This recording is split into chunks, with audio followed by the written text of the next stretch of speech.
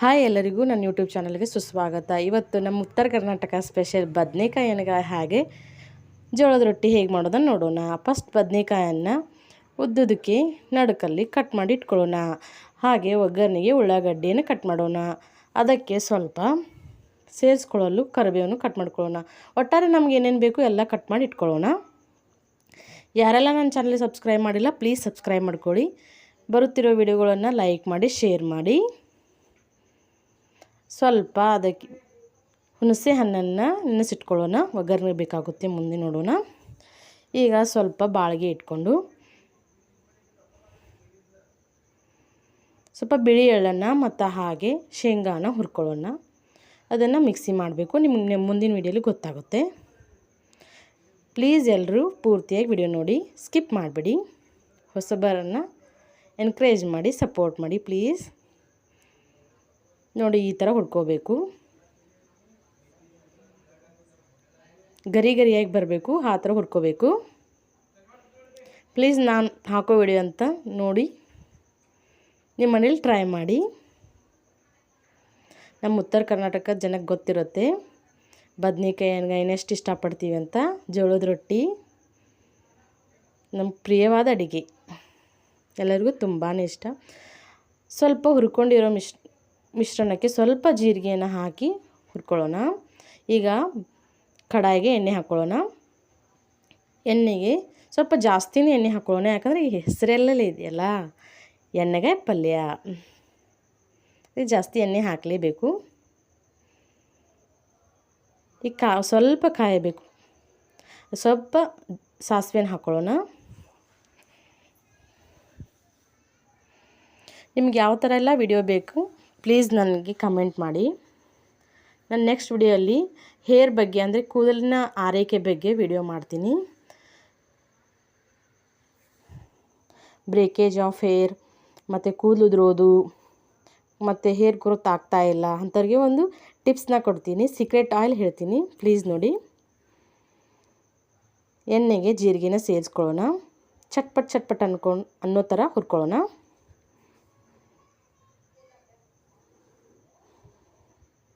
Please video skip ಮಾಡಬೇಡಿ, ಕೊನೆ ತನಕ ನೋಡಿ.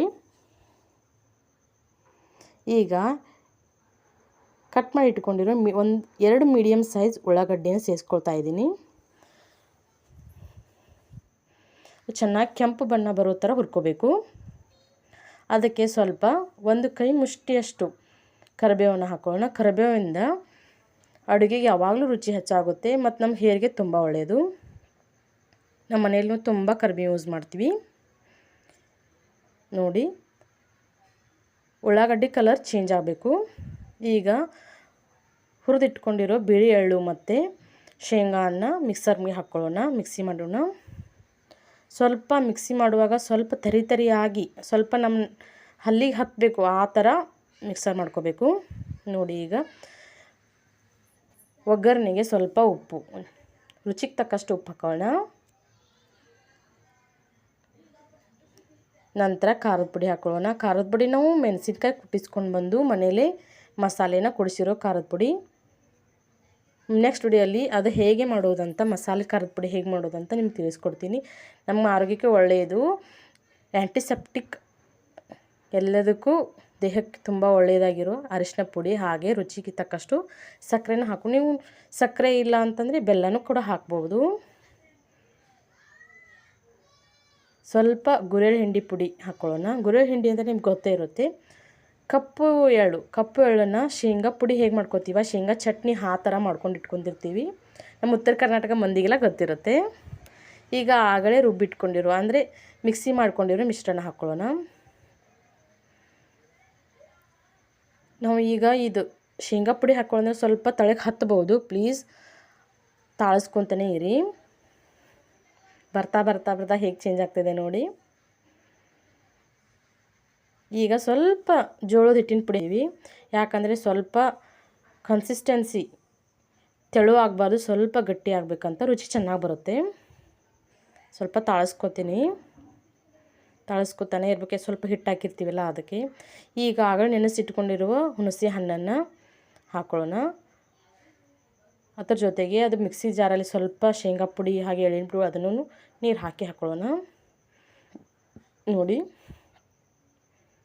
ಇದಕ್ಕೆ ಸ್ವಲ್ಪ ಕರಿಬೇವನ್ನು ಹಾಕ್ತಾಯಿದ್ದೀನಿ. ನೋಡಿ, ಕರಿಬೇವು ಹಾಕ್ತಾಯಿದ್ದೀನಿ. ಇದು ಹೇಗೆ ಕುದಿಬೇಕು ಅಂತಂದರೆ ಸೈಡಲ್ಲೆಲ್ಲ ಎಣ್ಣೆ ಬಿಟ್ಕೋಬೇಕು, ಆ ಥರ ಕುದಿಬೇಕು. ಅಲ್ಲಿ ತನಕ ಕುದಿಸ್ಬೇಕು. ಕನ್ಸಿಸ್ಟೆನ್ಸಿ ತಿಕ್ಕಾಗಿ ಬರಬೇಕು, ಸ್ವಲ್ಪ ಗಟ್ಟಿಯಾಗಿ ಬರಬೇಕು. ಬದನೆಕಾಯಲ್ಲಿ ಒಳಗೆ ಹಾಕಬೇಕಲ್ಲ, ಅದಕ್ಕೆ. ನೋಡಿ,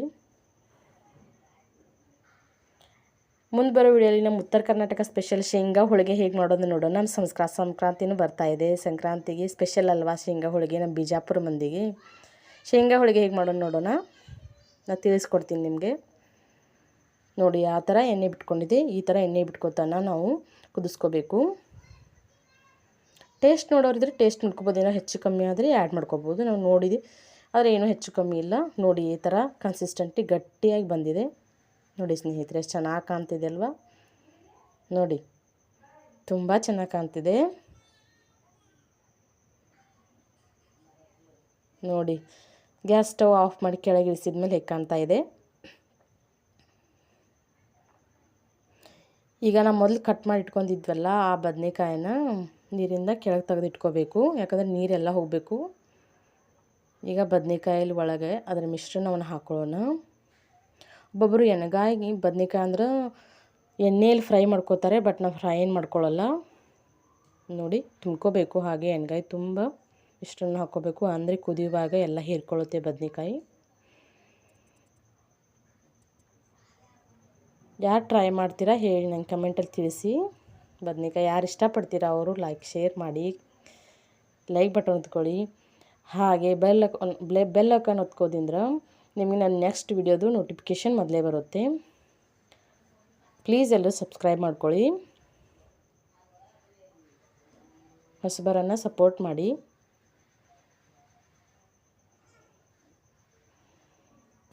ನೋಡಿ, ಎಲ್ಲ ಬದನೆಕಾಯಲ್ಲಿ ಒಳಗೆ ತುಂಬ್ಕೋಬೇಕು. ಒಂದೊಂದು ಒಂದಂತ ಬಾಳ್ಗೆಯಲ್ಲಿ ಇಡ್ತಾಯಿದ್ದೀನಿ. ನೋಡಿ,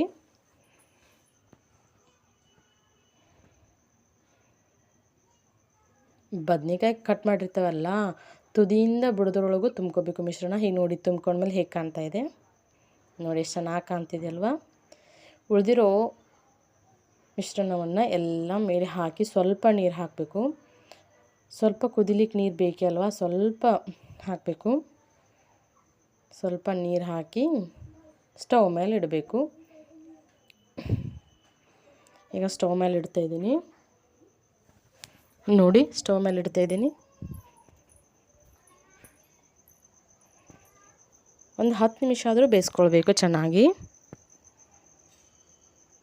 ನೋಡಿ, ಮೇಲೆ ಮುಚ್ತಾ ಇದ್ದೀನಿ. ಈಗ ಮೇಲೆ ಮುಚ್ಚಿ ಒಂದು 10 ನಿಮಿಷ ಬೇಯಿಸ್ಕೊಳ್ಬೇಕು. ನೋಡಿ ಹೇಗೆ ಕುದೀತಾ ಇದೆ. ಸ್ವಲ್ಪ ಕೈಯಿಂದ ಕಟ್ ಮಾಡೋ ಥರ ಅಷ್ಟೇ ಕುದಿಸ್ಕೋಬೇಕು. ತುಂಬ ಕುದಿಸಿ ಸ್ಮ್ಯಾಶ್ ಆಗೋ ಥರ ಮಾಡ್ಕೊಬಾರ್ದು ಬದನೆಕಾಯಿನ. ನೋಡಿ, ಗ್ಯಾಸ್ ಸ್ಟವ್ ಆಫ್ ಮಾಡಿದ್ಮೇಲೆ ಯಾವ ಥರ ಕಾಣ್ತಾ ಇದೆ ಬದನೆಕಾಯಿ ಎಣ್ಣೆಗಾಯಿ ಪಲ್ಯ. ಚೆನ್ನಾಗಿ ಕಾಣ್ತಿದೆ ಅಲ್ವಾ. ಈಗ ಜೋಳದ ರೊಟ್ಟಿ ರೆಡಿ ಮಾಡ್ಕೊಳ್ಳೋಣ. ಹಿಟ್ಟಿಗೆ ಸ್ವಲ್ಪ ಬಿಸಿನೀರನ್ನು ಹಾಕಿ ಹಿಟ್ಟು ನಾದ್ಕೋಬೇಕು. ಈಗ ತಟ್ಕೊಳ್ಳೋಣ ರೊಟ್ಟಿಯನ್ನು. ಯಾವಾಗಲೂ ಬದನೆಕಾಯಿಗೆ ರೊಟ್ಟಿ ಕಾಂಬಿನೇಷನ್ ಚೆನ್ನಾಗಿರುತ್ತೆ. ನೋಡಿ, ರೊಟ್ಟಿ ಶೇಪ್ ಎಷ್ಟು ಚೆಂದ ಬಂದಿದೆ. ಒಂದು ಸೈಡಲ್ಲಿ ನೀರು ಹಚ್ಚಿ ಬೇಯಿಸ್ಕೋಬೇಕು. ನೋಡಿ, ಚೆನ್ನಾಗಿ ಉಬ್ತಾ ಇದೆ ಅಲ್ವಾ ರೊಟ್ಟಿ. ಪ್ಲೀಸ್ ವಿಡಿಯೋ ಸ್ಕಿಪ್ ಮಾಡಬೇಡಿ, ಎಂಡ್ ತನಕ ನೋಡಿ.